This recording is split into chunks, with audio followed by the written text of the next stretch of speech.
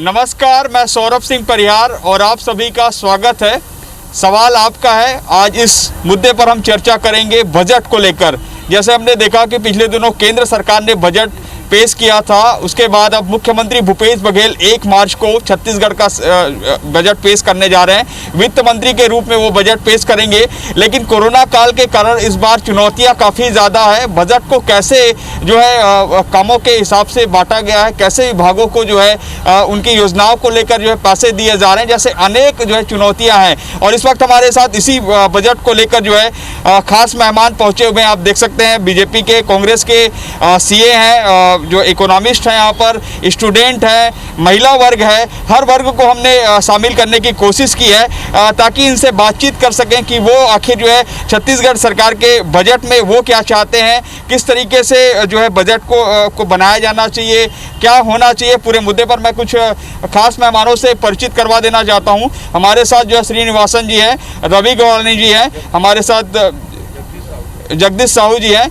और ये धनंजय ठाकुर जी हैं, नितिन भंसाली जी हैं, हमारे साथ अमित जी हैं, हमारे साथ नवीन जी हैं। ऐसे तमाम बड़े नेता हमारे साथ हैं कांग्रेस बीजेपी के, और सभी से हम बातचीत करेंगे। लेकिन सबसे पहले एक महिला से मैं बातचीत करना चाहूँगा। आप एक महिला हैं, बजट क्या होना चाहिए एक महिला के दृष्टिकोण से, क्योंकि अभी सबसे ज़्यादा महंगाई को लेकर सवाल उठाए जा रहे हैं, विरोध प्रदर्शन हो रहा है। देखिए, महंगाई को लेकर तो विरोध प्रदर्शन लगातार विगत कई सरकारों में होती आ रही हैं, ये कोई नई बात नहीं है। लेकिन हमारे छत्तीसगढ़ प्रदेश के मुखिया जो हैं, सम्मानीय भूपेश बघेल जी जो मुख्यमंत्री हैं, उनसे काफ़ी उम्मीद लगाई हुई है महिलाएं कि कुछ अच्छा हो, कुछ वो हो। और मैं खुद ही श्रीमती नजमा अजीम खान हूँ और भारतीय जनता पार्टी की एक कार्यकर्ता के रूप में मैं यहाँ उपस्थित हुई हूँ। तो मेरी तो बहुत मांगे हैं भूपेश जी से कि सामान्य मुख्यमंत्री जी महिलाओं के हक में कुछ अच्छा करके दीजिए। आपसे काफ़ी उम्मीदें हैं जी। जैसे मोदी जी ने पेश किया पिछले दिनों अपना बजट, उस पर क्या लगता है कि उन्होंने आप लोगों को राहत दी है? ज़रूर दी है उन्होंने राहत, क्योंकि पूरे आप देखेंगे तो अब तक से जो उन्होंने अपने बजट दिया है तो हर वर्ग के लोगों के लिए, क्या युवा, बच्चा, बूढ़ा, जवान, सभी के वर्गों को ध्यान में रखते हुए उन्होंने अपना बजट दिया है। और जो हमारी स्टेट गवर्नमेंट है वो ज़रूर बहुत अच्छा करी, ऐसा उम्मीद मैं लगा रही हूँ। नितिन जी, जैसे आपने सुना, महिला कार्यकर्ता हैं, बीजेपी के अल्पसंख्यक मोर्चे की हैं, इनका कहना है कि मोदी सरकार ने काफ़ी कुछ दिया है। क्या लगता है कि वास्तव में मोदी सरकार ने बहुत कुछ बजट में दिया? अब छत्तीसगढ़ सरकार के बजट से क्या उम्मीद लगाए हैं आप लोग? देखिए, सबसे पहले तो मोदी सरकार ने कुछ नहीं दिया, ये कहूँगा मैं। अब छत्तीसगढ़ सरकार के बजट की बात करेंगे तो 2 वर्ष पूरे हो चुके हैं। प्रदेश की जनता बहुत खुश है। ग्रास रूट लेवल पे यदि हम देखें, नरवा गरवा गुरवा बाड़ी, गोधन न्याय योजना, राजीव गांधी किसान न्याय योजना, जो ये धरातल पर जो योजनाएं चल रही हैं और जो वर्तमान में जो स्कीम, जन कल्याणकारी स्कीमें, सरकार की योजनाएं चल रही हैं, इसको और बेहतर तरीके से कैसे इम्प्लीमेंट कर सकें, इस पर बजट में बिल्कुल फोकस होगा। और ये बजट गरीबों का, आम जनता का, महिलाओं का, छात्रों का, हर वर्ग का, मुझे पूरी उम्मीद नहीं पर पूरा विश्वास है। भूपेश है तो भरोसा है कहा जाता है, तो इसमें कोई दो मत नहीं कि बजट में कहीं पर कोई बोलने की बात रहेगी। जी, हमारे साथ कुछ और खास मेहमान हैं, उनसे भी चर्चा करेंगे। हमारे साथ विकास तिवारी जी अभी जुड़े हैं। सबसे पहले मैं सीए से जानना चाहूँगा, रवि गौड़ानी जी हैं। रवि जी, आप एक सीए हैं, पूरे बजट को कैसे देखें? अगर छत्तीसगढ़ सरकार बजट पेश करने जा रही, चुनौतियाँ काफ़ी है कोरोना के दौर में, ऐसे में कैसे माना जाए कि बेहतर बजट हो सकता है? देखिए, चुनौतियां तो बहुत हैं, चूँकि कोरोना पीरियड पूरा साल भर चला है। लेकिन आप सब जानते हैं कि हमारा देश जो है वो कृषि प्रधान देश रहा है, और कृषि प्रधान देश में अगर हम किसान को फोकस करते हैं तो किसान से ही इकोनॉमी चल करके जो है वो शहरों तक आती है। अगर किसान समृद्ध रहता है तो गांव समृद्ध रहेगा, गांव से शहर में ऑटोमेटिकली लोग जो है परचेजिंग पावर सबका बढ़ जाता है, प्रोडक्शन लाइन पे भी उसका बहुत असर आता है।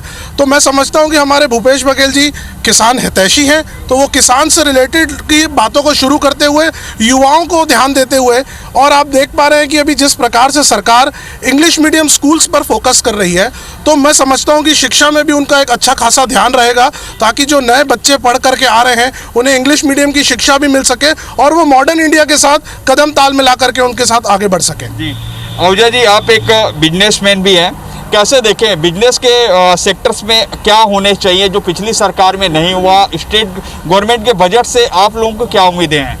बहुत ज़्यादा उम्मीद है। हालांकि मैं ये कहना चाहूँगा कि केंद्र सरकार जब से आई है, बीजेपी की सरकार, लगातार महंगाई की मार जनता पर पड़ रही है। अब आप इस बार देखिए, इस महीने में लगभग 16 बार पेट्रोल के डीजल के दाम में बढ़ोतरी हुई है और रसोई गैस के दामों में वृद्धि हुई है। आज प्याज इतना महंगा हो गया है कि आम जनता से दूर होते जा रहा है। इसलिए निश्चित रूप से मैं प्रदेश की सरकार की बहुत सराहना करूँगा।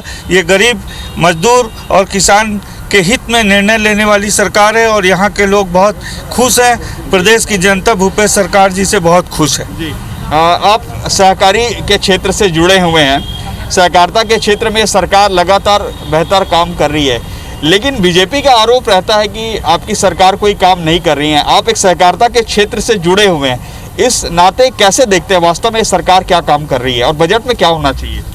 सहकारिता के क्षेत्र में भूपेश बघेल जी किसान पुत्र हैं। माननीय मुख्यमंत्री जी के आज का जो 2.5 वर्ष के कार्यकाल में उन्होंने धान का बोनस दिया और जो सफलतापूर्वक धान की जो खरीदी की है, ये भारतीय जनता पार्टी के नेता पचा नहीं पा रहे हैं। दूसरी बात, पूरे गांव से पलायन रुक चुका है। ये हमने देखा है कि 15 साल तक पूरे छत्तीसगढ़ के जो लोग हैं वे दूसरे प्रदेशों में जाके रोजगार के ढूंढते थे। आज छत्तीसगढ़ की सरकार सफलतापूर्वक लोगों को अपने गांव में ही रोजगार दे रही है और गौठान की योजना उसका एक सफल प्रयोग है। हमारे साथ जो अभी विजय झा जी जुड़े हैं, कर्मचारी नेता भी हमारे साथ आए हैं। कुछ खास मेहमान, उनसे भी मैं परिचय करा दूंगा। सबसे पहले विजय जी, आपसे जानना चाहेंगे, कर्मचारियों को क्या उम्मीद है? लगातार आप लोगों का आंदोलन चलते रहता है, इस सरकार के खिलाफ भी आप लोगों ने आंदोलन किया है। क्या मांग रहेगी इस बार की बजट में ये चीज़ें आ जाएं? मांगे बहुत है, लेकिन एक लाइन में बोलूंगा, क्या हुआ तेरा वादा। राज्य सरकार ने शासकीय कर्मचारियों से जो वादा किया था, अपनी घोषणा पत्र में किया था, आज महंगाई भत्ता नहीं मिल रहा है हमको पदोन्नति क्रमोन्नति नहीं मिल रहा है, 7वां वेतनमान का एरियस नहीं मिल रहा है। यहाँ तक कोई शासकीय कर्मचारी दिवंगत हो गया तो उसके बच्चे को तृतीय श्रेणी में अनुकंपा नियुक्ति नहीं मिल रहा है। 2004 के बाद पेंशन बंद है और दूसरे तरफ बड़ा बेशर्मी के साथ हमारे जनप्रतिनिधि लोग अपने पेंशन को डबल करते हैं। रिटायर्ड हमारा विधायक जो है उसका पेंशन डबल हो गया और प्रदेश में 2004 के बाद शासकीय सेवकों को पेंशन नहीं मिलेगा। महंगाई पर कोई रोक नहीं। हम बोलते हैं आप पेट्रोल पर वेट तो वापस करो, कम करो, जैसा असम में चुनाव के समय किया। केंद्र नहीं करता तो उसके ऊपर मत डालो भाई। राज्य सरकार की भी कोई ड्यूटी है। हम कर्मचारी बाद में, पहले आम जनता है, इसलिए जनता की मांगों पर भी हम अपनी बात रख रहे हैं। जी सर, आप क्या कहेंगे? मैं केवल अटके कहूँ भैया, पूरा प्रदेश में, पूरा देश में, पूरा विश्व में कोरोना महामारी चलत है और सरकार है कोरोना भत्ता दूँ करी से कोरोना वायरस मल्ला। आज तक कोरोना वायरस के कोई भी 1 रुपया देवे, 5 रुपया देवे, 50 रुपया देवे, कोई क्लियर नहीं है। कम से कम बजट में कोरोना वायरस मल्ला कोरोना भत्ता ही दे दे भाई जी, वो बहुत बड़े बात हुई। मैं संजय शर्मा। तो संजय शर्मा जी कर्मचारी नेता हैं और हमारे साथ विजय जी जहाँ कर्मचारी नेता था। दोनों की बात आपने सुना। उन्होंने साफ तौर पर कहा कि सरकार जो वादे करती है उस वादों पे अमल वो है बहुत कम होता है। हमारे साथ विकास तिवारी जी हैं। विकास, जिस तरीके से आरोप लग रहे हैं सरकार के ऊपर की जो वादा करते हैं लेकिन आप लोग पूरा नहीं करते, क्या लगता है कि वादा वास्तव में सही है, जो आरोप है वो सही है? देखिए, जो आरोप लगते हैं ये लोकशाही लोकतंत्र की परंपरा है और मुख्यमंत्री भूपेश बघेल जी का मैं साधुवाद देना चाहता हूँ कि सभी कर्मचारियों का, छात्र छात्राओं का, बेरोजगारों का वो बात सुनते हैं। वो नरेंद्र मोदी जी थोड़ी ना कि मन की बात रेडियो में बोले और चले गए।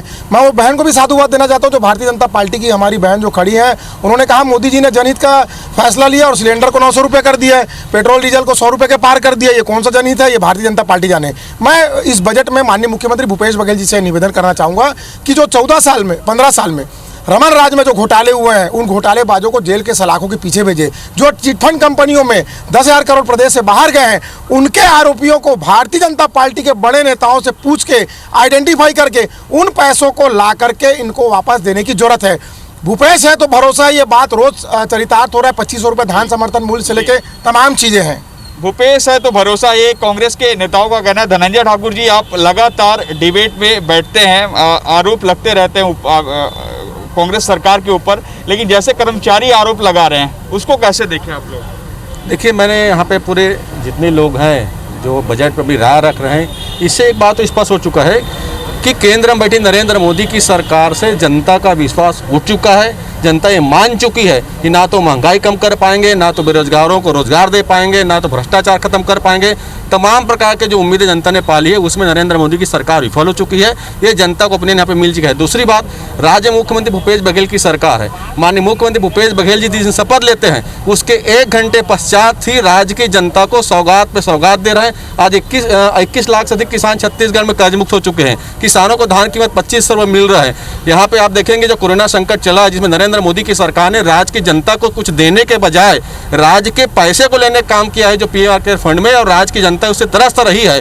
मैं कर्मचारियों की बात को सुन रहा था, मैं स्वागत कर रहा हूँ, उनको परेशानी है, उन्होंने अपनी बात को यहाँ पे रखा हुआ है। लेकिन एक बात मुझे समझ में नहीं आई, आखिर कर्मचारी भी नरेंद्र मोदी सरकार के फलताओं में बोलने से क्यों डरते हैं? किस बात का डर है? क्या उनको लगता है कि नरेंद्र मोदी जी उन पर भी राष्ट्रद्रोह का मुकदमा दर्ज कर देंगे? और बड़ी अच्छी और स्वागत योग्य फैसला यहाँ पे है कि राज्य की जनता को मुख्यमंत्री भूपेश बघेल सरकार पर भरोसा है। उनको उम्मीद है कि सरकार उनकी मांगों को पूरा करेंगे, और यही जो है भूपेश बघेल सरकार के जो सफलताएं हैं, उपलब्धि है, और जो भी इनकी मांगे हैं इस बजट में पूरा होगा। जी, तो ये थे हमारे साथ अभी और कई खास मेहमान जुड़ रहे हैं। इससे पहले कि मैं आपको जो हमारे मरीन ड्राइव है उसका एक सुंदर सा नज़ारा दिखाना चाहूँगा। आप देख सकते हैं कि तिरंगा झंडा लहरा रहा है। हमारे साथ जिनेंद्र पारक जी जुड़े हैं जो HNLU से पढ़ाई किए हैं, अभी एंटरप्रेन्योरशिप अपने जुड़े हुए हैं। हमारे साथ आकाश हैं, प्रदेश अध्यक्ष NSY के। आप कैसे देखते हैं बजट को? आप एक लॉयर भी हैं और चीज़ों को काफ़ी बारीकियाँ से देखते हैं। ओवरऑल क्या होना चाहिए बजट में? एक युवा होने के नाते मेरी जो सबसे बड़ी उम्मीद है किसी भी सरकार से वो है रोजगार को लेकर। तो छत्तीसगढ़ में ये एक अच्छी बात है कि इस सरकार ने रोजगार को खोलने के लिए, रोजगार के दरवाजे को खोलने के लिए PWD डिपार्टमेंट में ई श्रेणी में पंजीयन की शुरुआत की। यह छत्तीसगढ़ पहला राज्य हुआ जिसने 12.5 करोड़ मानव दिवस सृजन से रोजगार दिया मनरेगा में। ग्रामीण क्षेत्र में तो रोजगार की बहुत अच्छा काम किया गया, लेकिन वही शहरी क्षेत्रों में भी काम करने की आवश्यकता है। इस बजट में उम्मीद है कि इलेक्ट्रॉनिक मैन्युफैक्चरिंग क्लस्टर यूनिट खोलने के लिए हमारे पास इंफ्रास्ट्रक्चर है। EMC को खोलने के लिए या एंटरप्रेन्योरशिप के डेवलपमेंट करने के लिए राज्य सरकार इस बजट में कोई बेहतर घोषणा करे, ऐसा एक मैं उम्मीद करता हूँ सरकार से। कहेंगे जी, सबसे पहले बजट तो बहुत ही निराशापूर्ण रहा है, और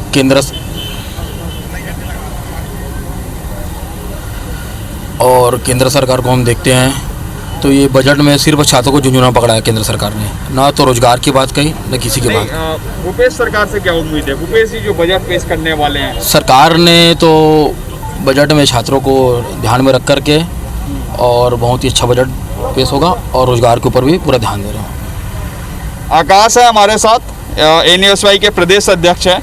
आकाश, क्या लगता है कि पढ़ाई लिखाई के लिए एजुकेशन के सेक्टर में क्या बेहतर किया जा सकता है? एक आप पॉलिटिकल के तौर पर ना बताइए, बल्कि छात्राओं की जो समस्या पिछले कई सालों से आ रही है और आप छात्र आंदोलन भी किए हैं, वो क्या होना चाहिए?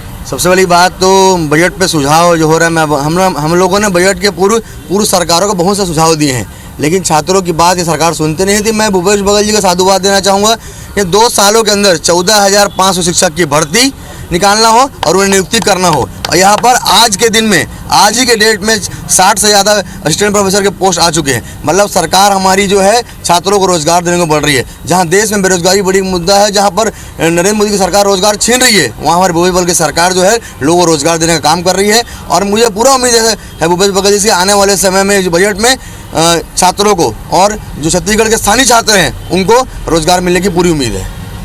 ठीक है, तो हमारे साथ ये और कुछ खास मेहमान जुड़े हुए, उनसे भी बात करेंगे। और कुछ ऐसे लोग हैं, खासकर महिलाएं हैं। मैडम, आप अपना परिचय देंगी पहले? मैं ब्लॉक अध्यक्ष दीपा बका, गुरु घासीदास ब्लॉक के अध्यक्ष। अच्छा, आप हमें बताएंगे कि महंगाई को अभी कोई सरकार काबू नहीं कर पा रही है। एक गृहिणी होने के नाते आप बताएंगे कि क्या वास्तव में होना चाहिए? बजट में कोई ऐसी सब्सिडी देनी चाहिए? जी हाँ, बिल्कुल। अभी जो गैस का आप रेट देख रहे हैं, जिससे सारा का सारा बजट हमारा पूरा बिगड़ चुका है। जहाँ गैस हम अभी 28 दिन तक चलाते थे, वहाँ पे कम से कम 18 से 20 दिन भी वो पूरी प्रॉपर वे में नहीं चल रही है। तो अभी इस रेट हमें यहाँ से गैस का बिल्कुल कम करना चाहिए। केंद्र सरकार अभी ये देख रही होंगी कि अभी ये देख रही हैं कि अभी पेट्रोल का दाम देख लीजिए, आप डीजल का दाम देख लीजिए, हर चीज़ में आज केंद्र सरकार जहाँ से भी हो रही है बहुत ज़्यादा महंगाई अभी बढ़ चुकी है हर किसी तो का। आपने सुना ये सारे हमारे जो गेस्ट आए हुए हैं सभी वर्ग से हैं और निश्चित रूप से इनके सुझाव काफ़ी अच्छे हैं। हम जैसे बता रहे हैं कि बजट 1 तारीख को पेश करने वाले हैं मुख्यमंत्री भूपेश बघेल, छत्तीसगढ़ का तीसरा बजट पेश करेंगे वित्त मंत्री के रूप में हुए। और देख सकते हैं हमारे साथ सारे मेहमान जुड़े हुए हैं।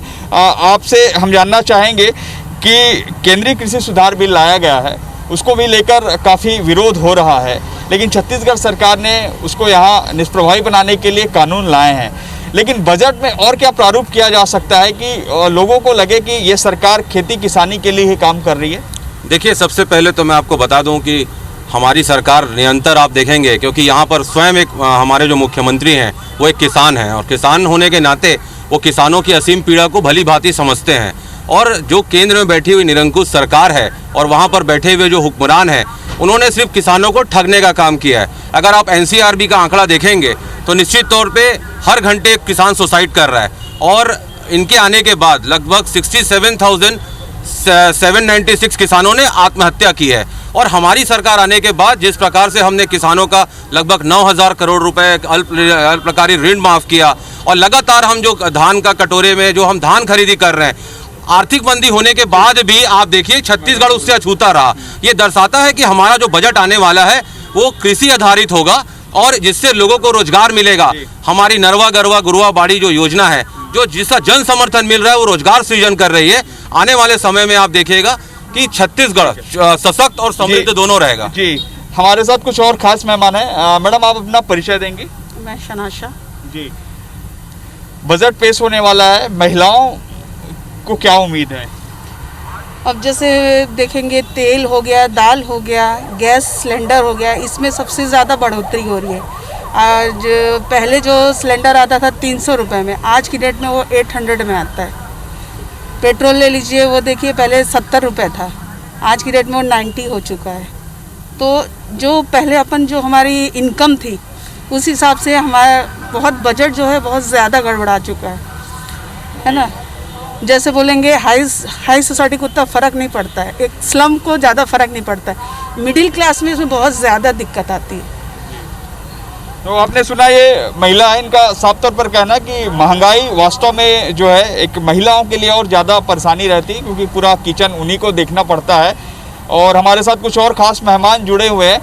दादा, हम आपसे बात करेंगे बजट को लेकर।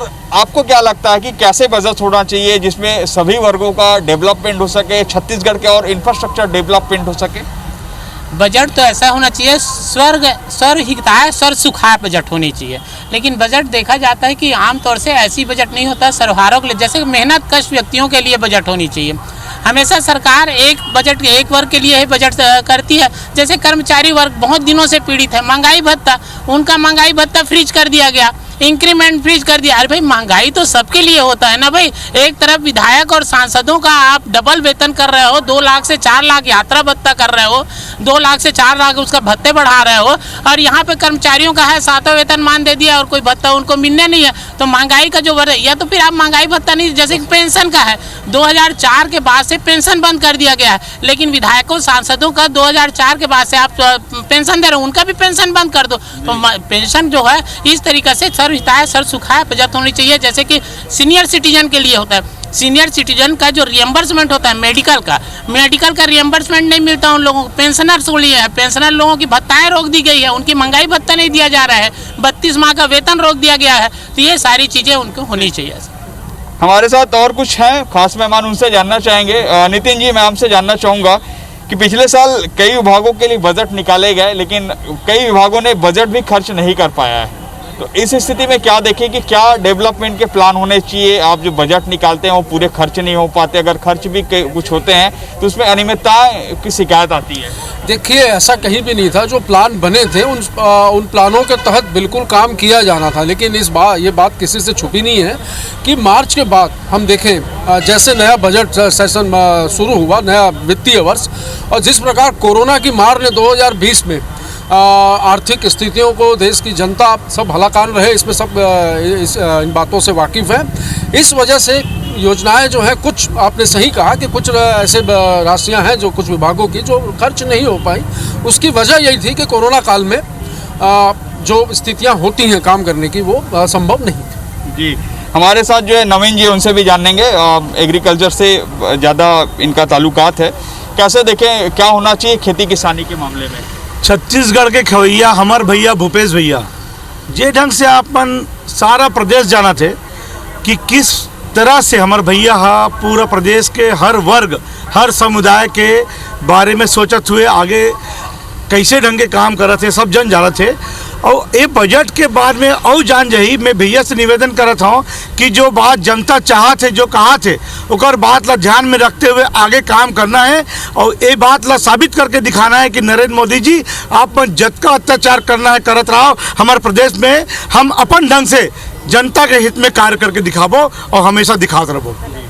मैडम, लगातार जैसे कांग्रेस के लोग आरोप लगा रहे हैं केंद्र के बजट को लेकर, और आप भी जो है राज्य के बजट को लेकर आप आरोप लगा रही हैं, तो कैसे लगता है कि बैलेंस कैसे हो कि बजट बेहतर हो? आरोप प्रत्यारोप से ऊपर उठकर आप लोग आए सामने। तो देखिए, जब राज्य सरकार ने कांग्रेस की जब सरकार आई तो कांग्रेस की सरकार ने क्या नरेंद्र मोदी जी के विश्वास पर अपनी सरकार बनाई? क्या उन्होंने जनता की जवाबदारी, छत्तीसगढ़ की अगर जवाबदारी है तो वो माननीय मुख्यमंत्री भूपेश बघेल जी की है। नरेंद्र मोदी जी देश के प्रधानमंत्री हैं और वो जनता के हित के लिए, आम और खास सभी के लिए लगातार बात कर रहे हैं और लगातार चर्चा कर रहे हैं और उसका समाधान हर मंच पर उन्होंने बहुत अच्छे से समाधान किया है। और विगत पूर्व मुख्यमंत्री डॉक्टर रमन सिंह जी थे, उन्होंने लगातार 15 सालों तक छत्तीसगढ़ की सेवा की है। आज कहीं भी अगर किसी भी तरह का रिबन कट रहा है, अगर कोई बिल्डिंग की रिबन कट रही है तो वो पूर्व मुख्यमंत्री डॉक्टर रमन सिंह जी की बनाई हुई चीज़ों का उन्होंने अभी कटिंग कर रहे हैं। अभी तक भूपेश बघेल जी ने कोई अच्छा फैसला नहीं लिया है। तो ये थे हमारे साथ कांग्रेस, भाजपा और छात्र वर्ग से, कर्मचारी वर्ग से, तमाम वर्गों से जुड़े लोग थे जिन्होंने 1 मार्च को जो बजट पेश किया जा रहा है छत्तीसगढ़ सरकार का, उसके बारे में उन्होंने सुझाव दिए। कई ने नाकामियां गिनाई तो कई ने उपलब्धियां गिनाई। अब देखने वाली बात होगी जब मुख्यमंत्री भूपेश बघेल वित्त मंत्री के रूप में 1 मार्च को बजट पेश करेंगे तो उसके बजट से छत्तीसगढ़ के लिए क्या रोल मॉडल और क्या पिटारा खुलता है जिससे छत्तीसगढ़ का विकास हो सके।